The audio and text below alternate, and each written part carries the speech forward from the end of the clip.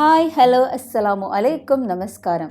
ഇന്ന് ഞാനിവിടെ ഒരു മിൽക്ക് ഷേക്കിൻ്റെ റെസിപ്പി ആയിട്ടാണ് വന്നിട്ടുള്ളത്. ആത്തച്ചക്ക വെച്ചിട്ടാണ് ചെയ്തെടുക്കുന്നത്. നിങ്ങളുടെ നാട്ടിൽ ഇതിന് ആത്തച്ചക്ക എന്നാണോ പറയാമെന്നറിയില്ല. ഇതിന് ചക്കപ്പഴം എന്നും സീതപ്പഴം എന്നൊക്കെ പറയാറുണ്ട്. ഇതിന് നിങ്ങളുടെ നാട്ടിൽ വേറെ എന്തെങ്കിലും പേരുണ്ടെന്നുണ്ടെങ്കിൽ ഒന്ന് കമൻറ്റ് ചെയ്യുക, ഒന്ന് അറിഞ്ഞിരിക്കാൻ വേണ്ടിയിട്ടാണ് കേട്ടോ. ആദ്യം ഇതിൻ്റെ സ്റ്റെമ്മ് ഇതുപോലെ ഒന്ന് തിരിച്ചിട്ട് എടുത്തു മാറ്റാം.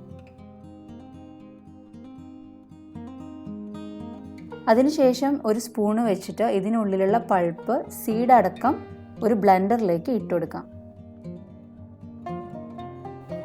ഇപ്പം ഞാൻ ഈ പൾപ്പെല്ലാം ബ്ലെൻഡറിൽ ഇട്ട് കൊടുത്തിട്ടുണ്ട്. ഇതിൻ്റെ ഫസ്റ്റ് സ്റ്റേജ് എന്ന് പറയുന്നത് ഇതിൻ്റെ സീഡ്സ് റിമൂവ് ചെയ്യാൻ വേണ്ടി നോക്കുകയാണ്.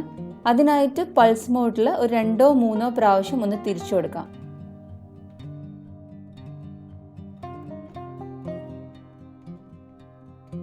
ഇത് വല്ലാതെ ഡ്രൈ ആണെന്ന് തോന്നിയതുകൊണ്ട് ഞാൻ ഇതിലേക്കൊരു 1/4 കപ്പ് വെള്ളം ഒഴിച്ചു കൊടുക്കുന്നുണ്ട്. എന്നിട്ട് വീണ്ടും പൾസ് മോഡിൽ ഇട്ടിട്ട് തന്നെ ഒരു 2-3 പ്രാവശ്യം ഒന്ന് തിരിച്ചു കൊടുക്കാം.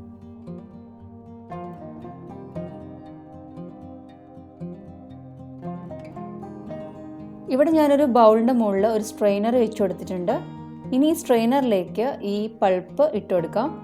നിങ്ങൾക്ക് വേണമെന്നുണ്ടെങ്കിൽ മിക്സിയുടെ ജാറിൽ നിന്ന് തന്നെ ഓരോ സീഡായിട്ട് റിമൂവ് ചെയ്യാം. പക്ഷെ അതിനേക്കാളും കുറച്ചും കൂടി സിമ്പിൾ ഇതേപോലെ സ്ട്രെയിനറിൽ ഇട്ട് കൊടുക്കുന്ന സമയത്ത് മാക്സിമം പൾപ്പ് നമുക്ക് ആ ബൗളിൽ കളക്ട് ചെയ്യാൻ വേണ്ടി പറ്റും. ഒരു സ്പൂണിട്ട് വെച്ചിട്ട് ഇതുപോലെ ഒന്ന് പ്രസ് ചെയ്ത് കൊടുത്താൽ മതി.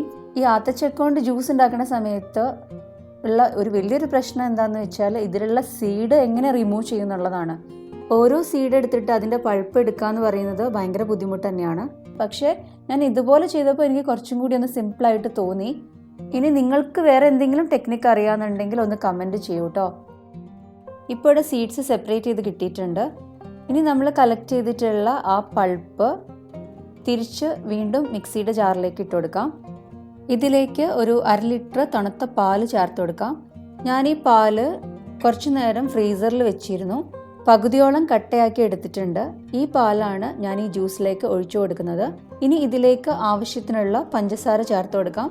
ഞാനിവിടെ ചേർത്തിട്ടുള്ളത് ഒരു 1/2 കപ്പാണ്. ഓരോരുത്തർക്ക് ഇഷ്ടമുള്ള അനുസരിച്ചിട്ട് 1/2 കപ്പ് മുതൽ 3/4 കപ്പ് വരെ പഞ്ചസാര ചേർത്ത് കൊടുക്കാം. എന്നിട്ട് നന്നായിട്ടൊന്ന് ബ്ലെൻഡ് ചെയ്തെടുക്കാം.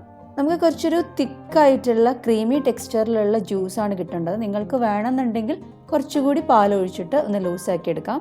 ഇവിടെ ഞാൻ ഫ്ലേവറിങ്ങിനായിട്ട് വാനില എസൻസോ ഏലക്കാൻ്റെ പൊടിയോ ഒന്നും ചേർത്തിട്ടില്ല. അല്ലാതെ തന്നെ നല്ല ടേസ്റ്റാണ് ഇത് കഴിക്കാൻ. ഇനി നല്ല ആത്തച്ചക്ക കിട്ടുകയാണെങ്കിൽ ഇതുപോലെ ഒന്ന് ട്രൈ ചെയ്ത് നോക്കുക. നിങ്ങളുടെ ഫീഡ്ബാക്ക്സ് അറിയിക്കുക. നിങ്ങൾക്ക് ഈ വീഡിയോ ഇഷ്ടമായിട്ടുണ്ടെങ്കിൽ ലൈക്ക് ചെയ്യാനും നിങ്ങളുടെ ഫ്രണ്ട്സിനും റിലേറ്റീവ്സിനും ഷെയർ ചെയ്യാനും മറക്കരുത്.